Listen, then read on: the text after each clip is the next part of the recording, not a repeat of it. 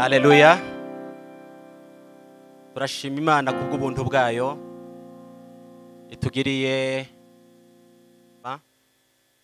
ariko kuba mu materaniro yera ni umugisha w'umwuka. Paul yanditse avuga ngo Imana y'umwami wacu Yesu Kristo ngo ishimwe kuko yaduhereye imigisha yose muri Kristo Yesu. Muri iyo migisha ukoze urutonde rwayo tuzadushaka kubara imigisha y'ibifatika, amafaranga, ibindi twagezeho bitandukanye, ariko mu migisha y'umwuka yavuze amafaranga ntazazamuna ubwo ari twebwe tuyabanza imbere. Avuga iy'umwuka ishobora kumva gusa n'abari mu mwuka ngo ishimwe kuko yaduhereye imigisha yose muri Kristo Yesu. Haleluya. Dawidi wari waramenye kuko n'amateraniro ari umugisha w'umwuka. Aravuga ngo hahirwa abafite mu mitima yabo inzira zija i Siyoni. Blessed n'abanyamahirwe n'abanyamugisha abagira inzira mu mitima yabo zija i Siyoni. Imana ibabara nk'abanyamugisha. Muri iki gicamunsi rero abazanywe no gushaka Imana mufite inzira zija i Siyoni, twese turabanyamugisha.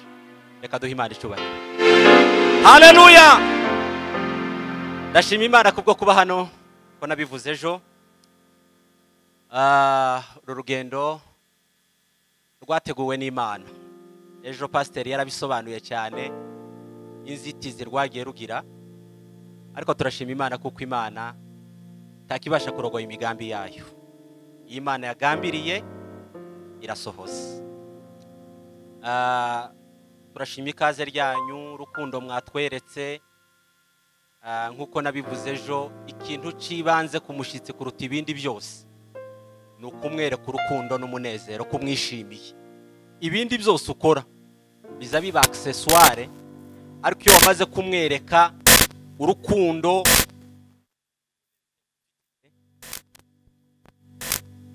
ibindi biza bigenda biza ari nyongera. Rero ibyo nibyo bindi bikenewe mwarabikoze, ariko ibyibanze twari dukeneye bigaragaza intege nkeya tugira zo kudashigikirana mwiyerekwa. That shows our weakness to don't support each other in a vision. Bivugiye umuvandimwe Sebintu. I'm talking about the brother Sebintu wagize iyerekwa who has this vision ryo gusenga, to pray, gusenga, to pray, kugira umumaro, that's important.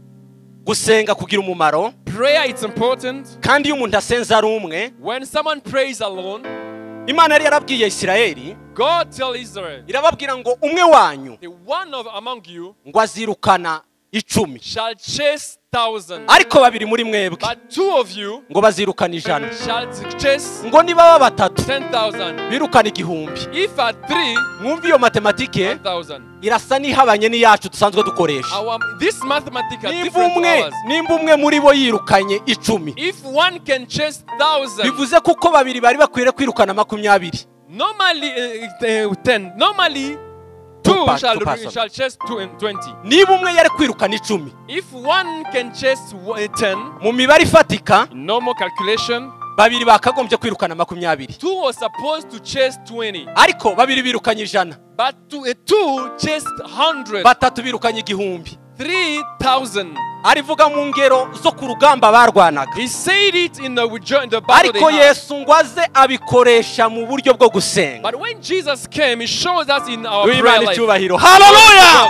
Hallelujah! Avuga ku bumwe bw'amasengesho, he said the unity of prayer burushaho kugira imbaraga. is more powerful. Ico wakwirukana imbaraga wakwirukana uri umwe. What you can use by yourself. Iyo mubaye babiri, when you are 2, zikuba inshuro nyinshi. it's multiplied by many times. Niba umwe yasenga hano hanze, if one can pray here, tubaye twuzuye runo rusengero, so what about if we are filled this church umutima, in one accord, gusengera icifuzo kimwe, to pray for one accord, cyanyuze muri vision y'umuntu umwe, through one vision, Imana yaduha umugisha. God will bless us. Kandi ya ntego ya mwene data yagerwa. And the purpose of our brethren shall be Rero attained. ababikoze mwese, all of you have done it gushigikira vision, to support the vision. Imana ibaha umugisha. May God bless you. Kandi Bibiliya ivuga ngo The Bible says, ico biba What you sow, nico usarura. you shall harvest. Iyo ushigikiye vision z'abandi, When you support others' nawe vision, Imana igutiza amaboko even you, God will give you y'abagushigikira mu supporters gihe cyawe. to support you in your time. Upfa kuba wabibye ya mbuto nziza. You just sow your seed. Imana ibamugisha. May God bless you. Hallelujah. Hallelujah.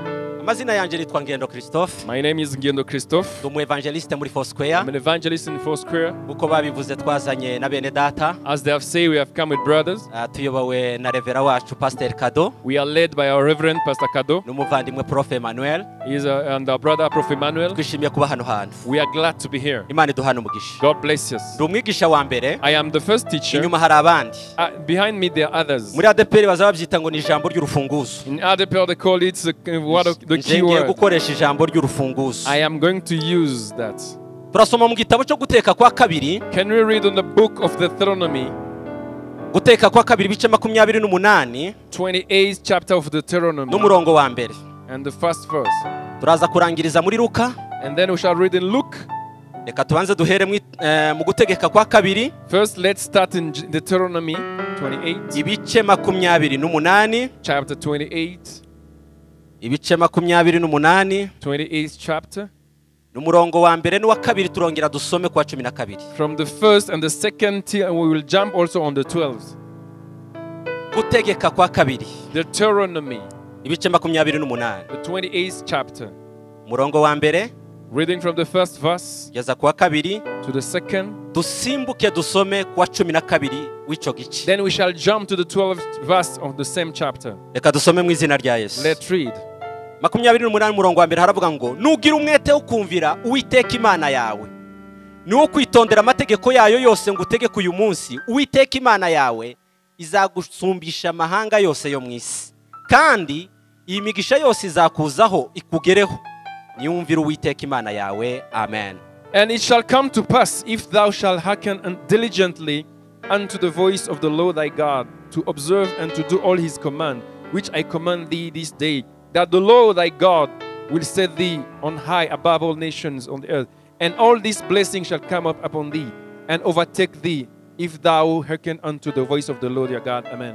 Ku 12 12th verse. 28:12 haravuga ngo Uwiteka azagukingurira ijuru ububiko bwe bwiza ngo ajya kuvubira imvura mu bihe byayo, aho umugisha imirimo ikuva mu maboko yawe, mu maboko yose uzaguriza amahanga menshi maze ntuzayaguzaho. Amen. The Lord shall open unto thee his good treasure, the heaven, to give thee rain unto thy land in his season, and to bless all the works of thy hand, and thou shalt not lend unto many nations, and thou shalt not borrow. Muca karongo kuri iryo jambo rivuga ngo Uwiteka azagukingurira ijuru ububiko bwe bwiza. You shall underline that the Lord shall open his heaven for you. Ndasoreza muri Luka ibice 3. Let's finish in the book of Luke. N'umurongo wa 21. The 3rd chapter to the 20. Luka ibice 3. The book of Luke. N'umurongo wa 21. And the 21 verse. Hallelujah. Amen. Luka ibice 3 n'umurongo wa 21. Nuwo murongo umwe dusoma gusa. Yes. Aravuga ngo nuko abantu bose babatijwe na Yesu amaze kubatizwa agisenga ijuru rirakinguka. Amen. Now when all the people were baptized, it's come to pass that Jesus also being baptized and praying, Hallelujah. the heaven was opened. Amen. Ndasubiramo. I'm repeating. Nuko abantu bose babatijwe na Yesu amaze kubatizwa agisenga ijuru rirakinguka. Amen. Now all the people were baptized. It's come to pass that Jesus also being baptized and praying, heaven was opened. Nongeye kwishimira presence y'abakozi b'Imana. I'm glad again to see the presence of servants of God. Revera Bizimana, Reverend Bizimana, na Revera Byicaza. and the Reverend Byicaza. Nishimiye kubabona. I'm glad to see N'abandi bakozi b'Imana bose. and all different servants of God. N'abandi bantu bose b'inshuti n'abavandimwe nabonye hano. And all the brethren here. Tutari duherukanye. It's been a while. Nishimiye kubana namwe. Glad to see you. By'umwihariko dusangira. Especially the sharing Manu yamanutse iva mu ijuru. the manna from heaven, Ariryo jambo ry'Imana. which is the word of God. Turaganira ijambo rivuga ngo We're going to share the word saying, kuba munsi y'ijuru rikingutse. to live under the open heaven. Hallelujah. Amen. Turaganira ijambo rivuga ngo kuba munsi y'ijuru rikingutse. We are about to talk about to dwell under the open heaven. Hallelujah. Amen.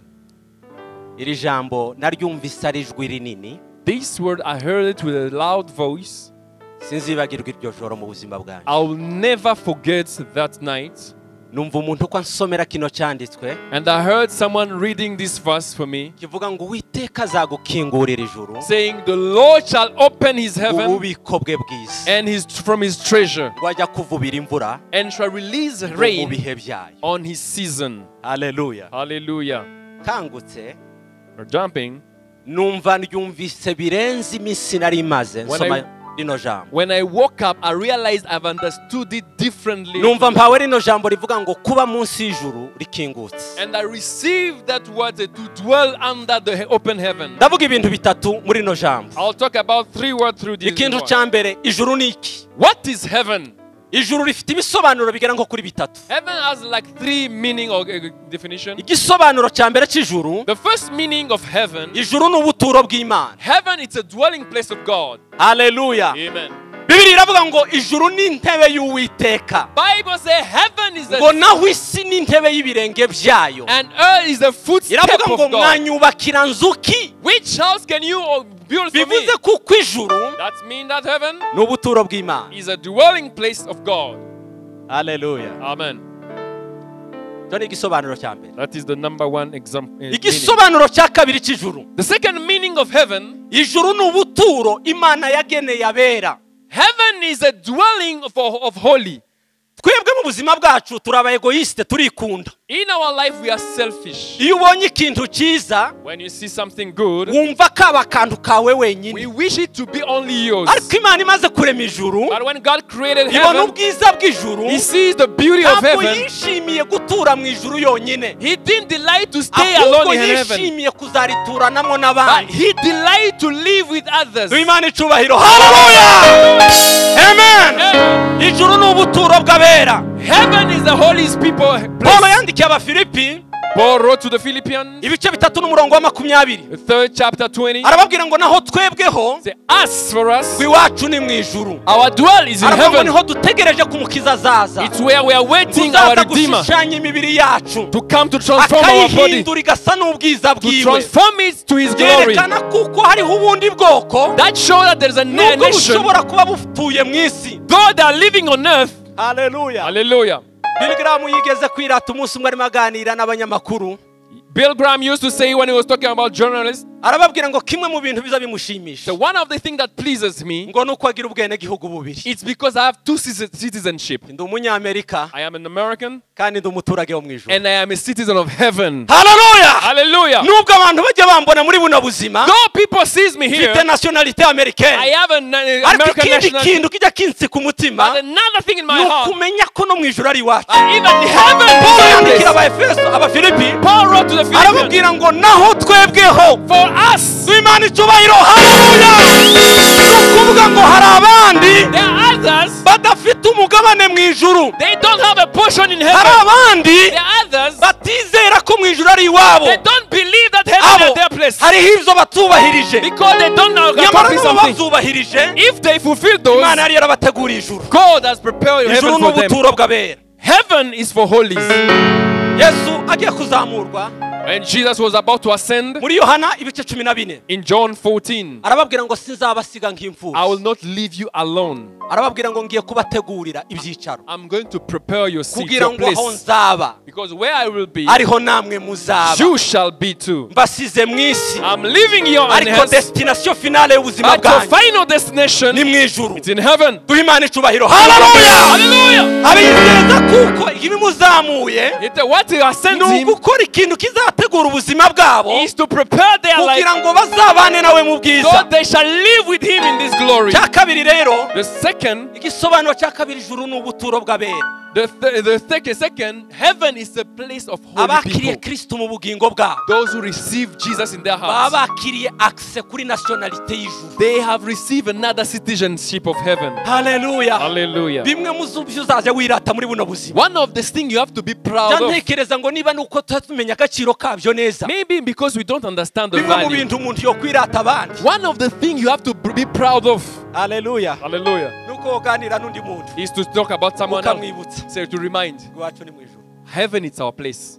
Amen. Hallelujah. Hallelujah. Ndi proud yaho ndi monja. I am proud where I'm heading. Wacu ni mwijuru. Heaven is home. Kandi kugira ibyo byiringiro mu mutima. To have those hope, Nibyo biza bituma that makes us. bivuga ngo nubwo babaye mu isi. That's why they say Ngo bayibayemo basa n'abasuhuke. they lived on earth Ibrahim like ngo yahisemo gutura mu mahema. they dwell in tents Ayaturanamo na Isaka. with Isaac, Ayaturanamo na Yakobo. with Jacob, Ngo kubera ko yitegerezaga umudugudu Imana yaremye. because he was seeing Imana the icyubahiro. Hallelujah. Kumenya kuko ijuru ari ubuturo To bwacu. know that heaven is our home. Biturengera no mu mibabaro dushobora kunyuramo. It redeems us even in Tuba our dufite hard igiti ku time. mutima. We believe in our hearts. Tukavuga ngo ibi ni iby'akanya gatoya. Though we are living in this short time, Hari aho turimo tugana. there is another place we are heading.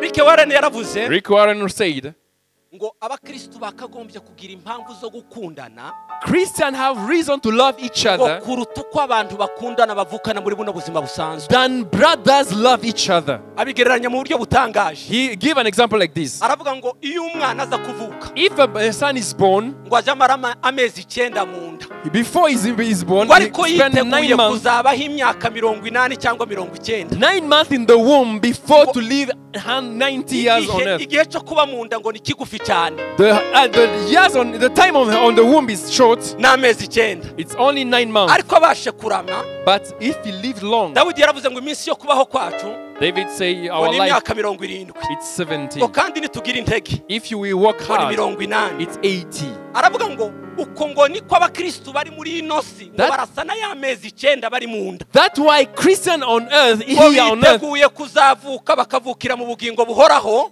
it is Ngo like the bakabaho 9 months. iteka ryose. The 9 months in the womb, then we shall live. Hallelujah! Hallelujah! Uzajya uhura n'ibikubabaza muri ino si. If you encounter tribulation on earth, Ihangane n'amezi 9. bear with that. It's only Amezi 9 9 months. azarangira. After 9 months, Iwacu ni mu ijuru. we are going home.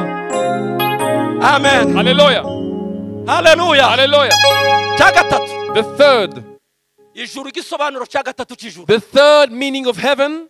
Ijuru ni ububiko bw'Imana. Heaven is a treasure or a bank of God. Ni ububiko bw'Imana. It is a store of God. Imigisha yageneye isi All the blessing He prepared for earth, n'abayituyemo. for every people who lives on earth. Ijuru ni ububiko bw'Imana. Heaven is a store of God. Ni It stoke is y'Imana a store of God ibitsemo imigisha where everything is kept. yageneye isi The blessing of earthly people n'abayituyemo. and all the people that live Niho in it. twasomye mu gitabo cyo guteka kwa kabiri. It's where we read in Deuteronomy. Bibiliya yavuze ngo The Bible tells us, ngo Uwiteka azagukingurira ijuru. the Lord shall open heaven, Ngo ububiko bwe bwiza. His holy treasure. Amen. Amen. Hallelujah! Hallelujah! Imana mu mugambi wayo God in His purpose, in His plan, nuko umuntu yagombaga kuba munsi y'ijuru rikingutse. it is man to live always in an open heaven. Ndavuga imbogamizi zabujije Imana zibuza umuntu kuba munsi y'ijuru rikingutse. I'm going to talk about the hindrance to Hanyuma nze live in kuvuga open heaven. imfunguzo zitatu Imana yashizeho And I'll talk also the 3 keys zituma God has ubuzima bw'umuntu bushobora kuba munsi y'ijuru to make a rikingutse. person to live under an open heaven. Ikintu cya mbere Number 1, mu mugambi w'Imana nk'uko twabibonye ejo, in the plan of God as we read mu yesterday, ijambo twaganiriye ejo, the word we shared yesterday, twasanze ko umugambi watumye Imana irema ijuru n'abayirimo bose God created the heaven and earth and everything. ukubiyemo ibintu bitatu. It's only 3 purposes. Ikintu cya mbere The first purpose, twabonye kuko icyatumye Imana irema ijuru n'ibirimo byose the reason why God created the heaven and kwari all in ukugira it, ngo Kristo azahinduke umutwe w'ibyaremwe byose. it's because Christ to become the head of every creation. Amen. Amen. Hallelujah. Hallelujah.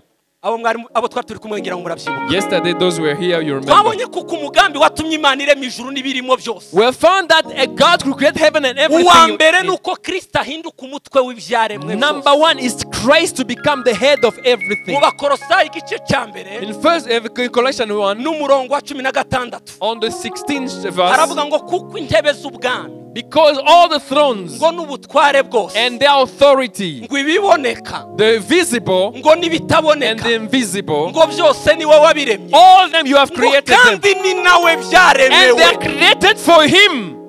Amen. Hallelujah. Hallelujah. Mureke mbabwire kino kintu. Let me tell you this. Kimwe mu kintu kizakwerekana ko kuri bebe spirituel. One of the things that will show you that you are a spiritual babe Nuko utagira amatwi yumva ijambo ry'Imana. is to don't listen, to don't have ears to hear the word of God. Twaragusoye mu bintu bishusha amarangamutima. Our faith, we put it in emotions only. Naco kiza gituma mu gakiza kacu. That's why our salvation, dukurikira. we just follow. Ukazubona abantu twagera mu gisirimba. Many people, abantu amarangamutima yashebye. when we enter in the dancing, we dance. Nzabyita gusheba. Many people, me, I call it effervescence. When we come to the word of God, you see people astray. They are in a market everywhere. They are in a market. Hallelujah. May God help us. When we will reach the word of God, a man used to say when they preach the word of God, because to fear to be disturbed by himself, he fear even to swallow. Maybe he can be disturbed by swallowing. Because I've said because there are some people are astray. Please listen to the word of God. Hallelujah. Hallelujah. Prayer is to talk to God. To hear the word of God is to talk God speaking. When you pray, you talk to God. But when you listen to the word of God, you are listening to God. Amen. Amen. Glory to God. Hallelujah. Hallelujah. The second plan of God, the man God created as the image of God. Amen. Amen. The Bible said, let's create men in our image, in our likeness. So what fills man, the nature, in our nature, let it be in man. Then our big glory and beauty, let him have it. Let the nature of God be in man, and the glory of God shall be on that man who has the nature of God. That was the second plan of God. The third, we have found that in the end of everything, at the end of everything, at the end, all the creations, all the believers shall be compared to Jesus. Hallelujah. Hallelujah. Amen. Amen. But God, to lead man in that plan, he had to test in one test. The obedience of God. Amen. Amen. Obedience of God to God. God created Adam and put him in Eden. And then he said, you are allowed to eat everything in this garden, but only you are forbidden to that tree that shows good and evil. Why God did that? It was to test the obedience of man. Everything we go through in this life, God is testing our obedience. Amen. Satani nawe amenya kuko Adamu niyumvira icyo Imana yamubwiye azahora ari munsi y'ijuru rikingutse. The devil knew that if Adam obey what God said to him, he shall dwell in the open heaven always. Aramuriganya. Then it's still unto him. Again, say, God has forbid you to eat that. Do you know why? The day you shall eat, you will be like God. Wildness is like it look like truth. Wildness comes like truth. When if you are not aware, you obey that. You'll think that you obey in the right way. And then Adam said, maybe it's true. Maybe what you are talking, if I eat that, I will be like God. And then he departed from God. When he fell, and heaven was shut to him. The number one thing that shut heaven to us, it's disobedience. Hallelujah. Hallelujah. Hallelujah. Hallelujah. Imana igenda igerageza amahirwe atandukanye mu bantu. God try often time to test men. Ariko ndihuse kugira ngo ngere ku ntego. I want to rush and go to the point. Ifata Isirayeli. Then he took Israel. Ihamagara Ibrahimu. He called Abraham. Ngwimara guhamagara Ibrahimu. After calling Abraham, iramubwira ngo nzagusumbisha amahanga yose yo I will lift you above all other nations. nzaguha umugisha. I will bless you. Ndetse n'uzakwifuriza And umugisha. whosoever shall bless you azahabwa umugisha. shall be blessed. Ndetse muri wowe. And even in you, nimwe amahanga yose yo all mwisi the nations of the world azaherwa umugisha. shall be blessed. Urumva umuntu yatarumye Do umugisha. you think that, don't you say it's a blessed man? Ariko ngo irangize. But at the end, ibashiriraho ibyo bagomba kumvira. he put the boundaries. Hallelujah. Amen. Hallelujah. Hallelujah. imaze kubakura muri Egiputa After taking them from kugira ngo Egypt ibinjize muri ya Kanani to the land of Canaan, aho igomba kubahera wa mugisha. where I was supposed to bless them. Ejo twabonye kuko Imana ngo yari yarababwiye ngo nimugira umwete wo kunyumvira. Yesterday we read that if you observe, igihugu cyanyu kizahora kimeze nka ya ngobyi yo muri Edeni. your land shall be like the Garden of Eden. Mwebwe ntimuzamenya igihe cy'amapfa nk'ibindi bihugu. You shall not reach to no famine like others. kizahora gitoshe ku manywa na nijoro. Your land shall be fruitful all the days. nzajya mbagushiriza imvura. I will give you rain igihe imvura itari imigwa. in the time of no rain. atembeshereza ikime ku misozi In yanyu. the dry season I will bring kandi you, ntimuzagira ibihe by'amapfa. and you shall never have muzaza famine. murya mugeze ku bigugu. You will eat it until ubutaka to the bwanyu dry. mu bihunge imyaka 6. And your land you shall umwaka wa serve 6 karindwi years. uruhuke. And the 7th year you shall Niri rest. ibigugu gusa. And you Imana icyubahiro. Hallelujah. Hallelujah. ariko ibwira Mose. Then he told Moses, iramubwira ngo Mose we say, Moses, bambwirire tell them, ngo niwumvira if you obey Uwiteka Imana the yawe Lord your God, ngo imigisha yose izakuza. all the blessings shall follow you. Amen. Hallelujah. Hallelujah. niwemera kumvira amategeko ngo utegeke uyu munsi. If you diligently obey the law I command you today, Uwiteka Imana and yawe you obey the Lord your God, imigisha yose ngo utegetse all these blessings bizakuzaho. shall come unto aho you. twasomye kuri 12 Where we read on 12, havuze ngo Uwiteka azagukingurira ijuru ububiko bwe bwiza. it said, the Lord shall open heaven his treasure Kukubira n'imvura mu bihe and byayo. shall give you rain on its season. Hallelujah. Hallelujah. kwa kutumvira kugenda kubakurikirana. The disobedience followed them. Hallelujah. Hallelujah. Hari inkuru itangaje. There's an amazing story. Mushumba yarayambwiye nijoro. A pastor told me yesterday Sinari night. nayiteguye ariko numvise kwitibuka mu mutima. I didn't didn't plan about it. It has come. Yampaye urugero ngo rw'umuntu baganiriye. Give me an example. A man they talked together. Amubwira ko ngo yabaye ahantu wese n'imirimba ni hehe. Imirimba, inganje. And the man told him he lived at Nganji. bavuga ngo Imana y'inganje. You always listen to the God of Ngo Nganji. bagiye gusenga Imana. Then they went to pray Ngo babaza Imana. and they asked God. Iyo story mu ruhande rumwe irimo ibintu bishimishije ariko je gusoza ikabamwe akababara. The story at the beginning it's good, but the end ends with a sad story. Na Israel. But I want to talk it like Israel. Ngo baza kubaza Imana tese ko tugoswe n'abanzi. And then they ask her, as we are surrounded by the enemies, tuzatura muri kino gihugu.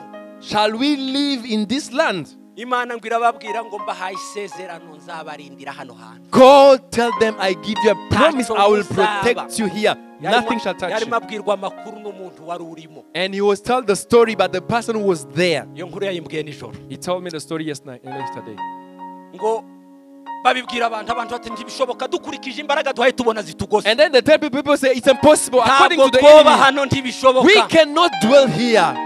Ngo babantu basubiye gusenga Imana mu butayu. And those people return to pray God Imana again. irababwira ngo mugende mubwire abantu. And God tell people, ngo nzabaha ikimenyetso ku manywa. I will give you a sign daytime. Ngo abamarayika bateranye mu rusengero ngo muzabona abamarayika n'amaso yabo. When you gather in the church, you shall see angels with your eyes. Iyo nkuru hano hari abayizi.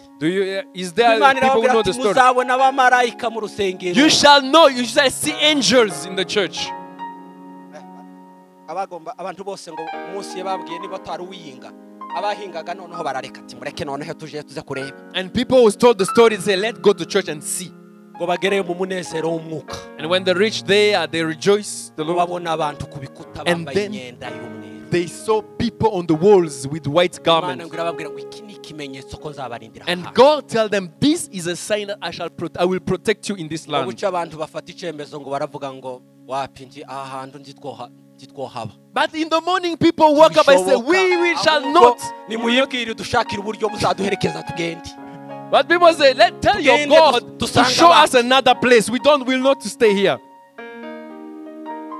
Murumva uko kutizera no kutumvira Imana. Do you listen how this unbelief? Nubwo buzima Isirayeli yari ibanyeho. That is the life of Israel, the living Imana God. yavuga A, mukavuga B. God say A, they say B. Imana babwira ngo no guhera umugishano kavuga ngo banzu nyereka aho byonyura. God show you, I will bless you here and show me the way. It's a God will show you this. Say, give me signs. He give you signs. And then you say that God is not faithful. And you pass another way. That is the life of Israel. Yesterday we talked about the king. A time of Elijah. A time of Ahab. Ahab start to tell the Israelites, the dew you see and this rain you see falling, it's Baal and Asher that give it. God say, I bear you the Lord's wrath. Many people think that Elijah just stood there. It's what was happening. And then he stood. From today, no rain, no dew shall come to this mountain until you know that it's God who gives that. Amen. Amen. Hallelujah. Amen. The disobedience to God, it changed everything and closed. And the obedience to God, it is the key to our life. Hallelujah. Hallelujah. The second that closed heaven, it to lose the fellowship with God. God has put channels to fellowship with his people. There is a man who is a judge. He started that calling. He was a prayer man. Then he forgot God. And then one day, it's a man we know it's not story. After forgetting God, to bring a small case, and then they put a case on him, they jailed him. And then his friend say, I will stand for you. But because him also was an intercessor and prayer man, and when he went home, returned home, God telling me, don't go to plead for him. I am the one who put him there. He say, what is that? And then he slept. In the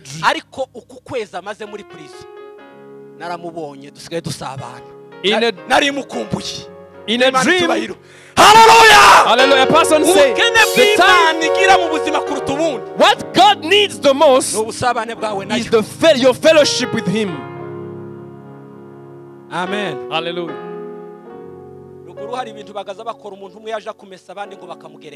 Home, there's something you used to do when someone could go to wash. They give him other. Others will say, wash for me too. Wash for me this clothes. Even prayer, people do like that. Oh, go pray for me also. Someone can pray for you and your problem is solved. But no one can pray for you for your fellowship with God. You fellowship by yourself. You fellowship with God by yourself. God needs your voice. God needs your knees. God needs to see your fasting. And then to create that fellowship. God, that is what touches the heart of God. More than what we ask him. Hallelujah. Amen. Amen. The number two thing that shut heaven for people, it's to lose the fellowship with God. I'm closing. We have read in the book of Luke. The Bible says umwigisha ngiye kurenza iminota 5 kubera kuko nasemuye guko twagabanya iminota. Allow me to go beyond 5 minutes. Hallelujah. Amen. Twasomyaho Bibiliya yavuze ngo, the Bible say where we read, ngo agisenga, when he prayed, ni Yesu Kristo, Jesus, ijuru rirakinguka, and heaven was open. Hallelujah. Imana icyubahiro. Glory to God. Hallelujah. Hallelujah. Nuko ngo ari kumwe n'abandi bigishwa ngo agisenga, when he started to pray, ijuru rirakinguka, heaven was opened. Yo, hallelujah. Hallelujah. Hari ibintu bitatu bikingura ijuru. There are 3 things that opens heaven. Nibyo nsorejeho. That's where I'm going to close. Cyambere nakivuze. One, I've said it, Nukumvira Imana, is the obedience to God no kwikiranukira. and to be righteous to God. Iyo wumvira Imana, If you obey God ukayikiranukira. and righteous to God. Muri Mika ibice 6:8. In Micah, Haravuga ngo yewe mwana w'umuntu ngo yakweretse icyiza icarico. you son of man, God show you the good. Uwiteka gushakaho niki? What do you think the Lord needs from Ngo you? nugukora ibyo gukiranuka. It is only to do Ngo no righteous kubabarira. and forgiveness, Kugendana n'Imana and yawe wicisha bugufi. to fellowship with God with Imana humility. icyubahiro. Hallelujah. Hallelujah. Kumvira Imana no gukiranuka. To obey God and righteousness, Ushobora kutavuga amagambo menshi. you cannot speak a lot of words, Imana igakingura ijuru and kubwawe. God can open heaven for you. Utazusirimba tutaza tukubona hano ku gatuti. We don't don't see you dancing here. Utarafata mikoro ngo ubwirize. You don't take microphone to Ariko preach. wagendana n'Imana yawe. But as you fellowship with God, Imana icyubahiro. glory to God. Hallelujah. Enoki ngo yagendanye n'Imana bucece. Enoch walked with God quietly, Ngo bamwitegereza. and when they looked at him, Habe no kurya ku isahani. when at the end of eating, he's Bakabona eating, arakiranutse. and they were seeing Kuko hari righteousness. n'abantu bazacumurira no ku isahani. You know, man, there are people who sin Yagera even by ku isahani eating. ukamubona ubwenge bwashize. Even by eating, they sin. Cyane cyane iyo hariho ngimboga nkuru. Often, Ukabona umuntu when there is meat, ubwenge ntibukiri no mu isi y'abazima. when there's meat there, people Yagiye ari mu mind kindi blow up. kirere. Ariko ngo yarakiranukaga. But he was righteous. Buriya abantu bajya bagira ngo gukiranuka umuntu akiranuka ku bintu binini. People think to be righteous in big things. Utuntu duto gusa. Only small things. Amen. Amen. Hari umuvuga butumwa watanze urugero. One evangelist said the example of unrighteousness. Ngo umuvuga butumwa yavuye ku gatuti. A preacher come from the Avuye pulpit kubwiriza. after preaching. Muri wa munezero mwinshi. In that joy, Ngo ashike. when he reached there, Akandagira umuntu wari iruhande rwe. and he stepped on the pan, No kandagira pastor Nkomezi. as I can step on him. Ngo ahita yikomereza muri gahunda ziwe. And then he continued. Wa wundi ngo aramwitegereza ku ruhande uwo mwanditsi w'icyo gitabo. And then the other man looked at him. Aravuga ngo uko niko gukiranirwa. Said, that is what we call Ngo unrighteousness. ugukora ikintu wita ko ari gito. It's to do a little Ngo thing ntikigukore ku mutima. and it doesn't even touch you. Akandagiye umuntu. He stepped on someone, Tanamubwiye ngo pardon. not even say sorry. Ahise yikomereza He ubuzima. continued his journey Om siriyenete. as if nothing happened. Gukiranuka. Righteousness, Bibiri iravuga ngo gukiranuka muri biki. the Bible says, if you are righteous in small, Ubasha gukiranuka no muri shall byinshi. be faithful in many. Uwotangira Imana If you give to God, aza yinjiza igihumbi. if you give tithes to God when you earn 1,000, Anabonye miliyoni. if you start to earn million, Nabwo yotangira you'll Imana. keep giving to God. Tugategereze ngo Imana ibanze guhe miliyoni. Don't wait God to give you million, Uzabone gukiranuka kuvyo uyitangira. so you may be faithful to what Nimba you give. winjije ijana. If you gain 100, Icumi ni iry'Imana. 10 is for God. Gukiranuka ni mu tuntu duto. Righteous Hanyuma faithfulness is Imana on the small yakuzamura thing. yaguha ibinini. When God will rise you up, Ukagenda uzamura gukiranuka. you shall kwawe. arise also your faithfulness. Amen. Amen. Ijuru rikingurwa no kumvira no gukiranuka. Heaven is opened by obedience and Ikintu faithfulness. cya kabiri gikingura ijuru And the second thing that open heaven ni amaraso ya Yesu. is the blood of Jesus. Amen. Amen. Hallelujah. Hallelujah. Imana icyubahiro. Hallelujah. Hallelujah. Amen. Amen. Muza mwegera Imana mwitwaje iki? How do you draw near God? Muza mwegera Imana mwitwaje ukuntu muri inyangamugayo. Do you draw near God by your righteousness? Cyangwa muza mwegera Imana mwitwikiriye amaraso ya Yesu. Or you draw near God by the blood Bibiri of iravuga mu Jesus? gitabo cy'Abaheburayo The Bible says in Hebrew, ngo dufite ubushizi bw'ubwoba bwo kwinjizwa hera. we have boldness to draw near Ngo n'amaraso the ya holy Yesu. place by the blood of Jesus. buri munsi uko uzajya uza imbere y'Imana Anytime you shall come to God, wibwira ngo mfite bariyeri nyinshi zotuma ntinjira I heza have a lot of barriers that can prevent me igishura to enter. nitwikiriye But the cover that I have kinzanye mu bwiza bwawe that brought me here, kinzanye kuba mu busabane that nawe allowed me to fellowship with you, kinzanye kuba munsi y'ijuru rikingutse that allowed me to have an open heaven, n'amaraso ya is the Yesu. blood of Jesus. Hallelujah! Hallelujah! Ikintu cya kabiri gikingura ijuru Second thing that open heaven ni ugukora ibyo ukora byose witwikiriye amaraso ya is to Yesu. do everything by the covering of the blood of Jesus. hanyuma ndasoje I'm closing. ni ugusenga. I'm going to pray. And the third is to pray. Bibiliya yavuze ngo agisenga The Bible says when he prayed, ngo ijuru rirakinguka. heaven was opened.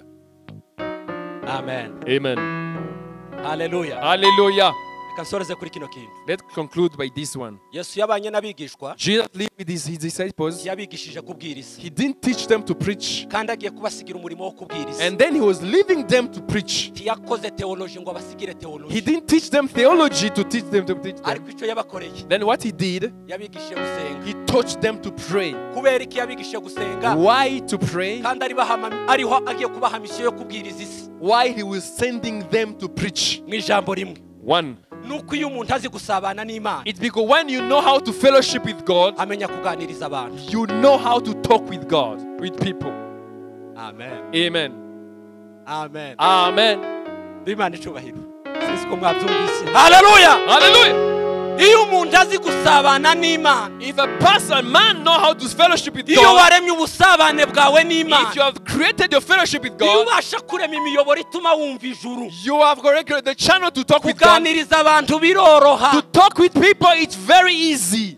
kuganiriza abantu biragoye Because normally to talk with people is iyo hard. hatariho umuyoboro wo kumva When you Imana. don't have the fellowship with God. gusenga Prayer, ni ingirakamaro mu buzima bwawe. it's very important in our life. hari umwanditsi wavuze ngo There's a writer who said, gusenga ni uguhumeka k'ubugingo.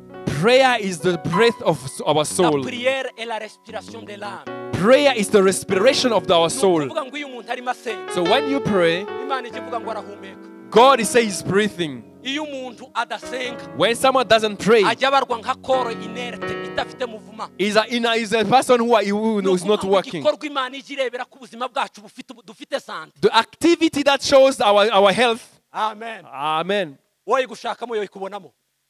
Can you find that in your life? ndabizi ko muyifite. I know you have it. igikorwa Imana izirebera ku muntu ko afite sante. The activity that God sees your si health ibinure byinshi ku mubiri. is not your grace. si inyama zazamutse ku ifufu. It's not the muscle here and Oya. everywhere. indi Imana izireberaho umuntu kuko indikateri The indicator ko afite of ubuzima that you have life nuko abasha kwinjira mu munezero is to w'amasengesho. rejoice in prayer. Amen. Amen.